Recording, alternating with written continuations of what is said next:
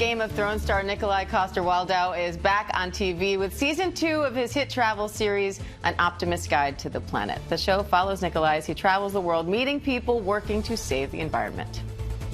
This glacier has shrunk almost by half. All the materials in the world that we make, 90% of it ends up in some form of waste stream.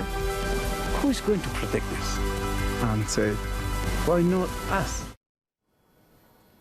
This season, Nikolaj is exploring new locations from the Andean mountaintops to the banks of the Ganges River and deep into the Ecuadorian rainforest. But today he is here in New York to tell us all about it. Nick, thanks so much for coming on. Well, what an amazing show. Congrats on season 2. Thank you so much, and thank you for having me. Oh, it's our pleasure. So, Nikolaj, we learned that you once wanted to be a journalist, Yes. and you said that this sort of scratched the itch for you. But we see a lot of doom and gloom in journalism about the environment. What made you want to take this positive twist?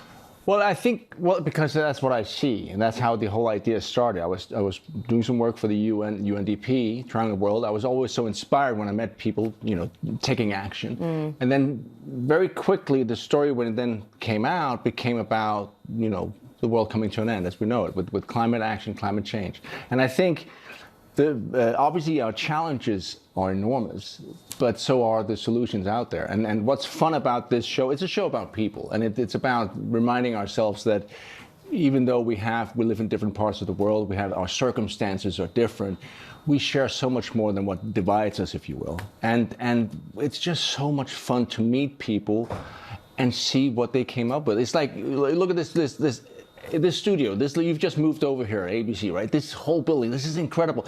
Someone came up with this, someone built this, someone thought of that. Humans are incredible, and that's what we have to remind ourselves. And then, yes, we sometimes get carried away with our inventions because they're so good that we don't necessarily think about the environmental consequences. So we have some challenges there. We have to take better care of our planet, but we will, because I don't think I've met anyone who's like, no, I want to pollute the hell out of this planet. I really think we should destroy them. Nobody wants that. We're all in this together, and we have to remind ourselves that. And that's what I find when I travel. It's like this incredible human spirit. You're also showing off the fascinating things these humans are doing, turning trash into energy, harvesting drinking water from the air. Is there a particular experience that really sticks out to you?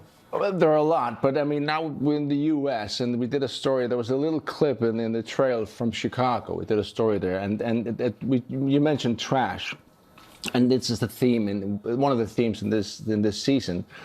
That whole thing about how quickly we just throw stuff out and we just say, well, I've used this, well, then it has to go into a landfill. But actually, what we find out, everything is a resource. We just might not have realized how to use it or access it. But what we did there's a story in Chicago where they used mycelium, like mushrooms. How we're so afraid of mold in our houses, right? Because it breaks stuff down. Well, actually, it's very good at breaking stuff down and transforming it into something else that we can use. So this lady came from construction, and she had always this waste that had to go into a landfill because they couldn't break it down. We didn't know how to recycle it.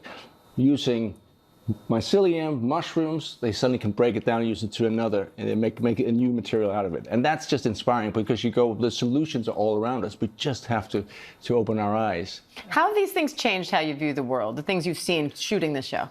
Well, I don't know if it's changed how I see the world. I mean, I find that sometimes it's so easy. It's easy if you just watch the media, the news, or go on your phone and you're being fed your algorithms. It's easy to get depressed, right? It's easy to lose hope because you're constantly being told a narrative that it says we are so divided. And that's, it's a constant thing, division, division, division.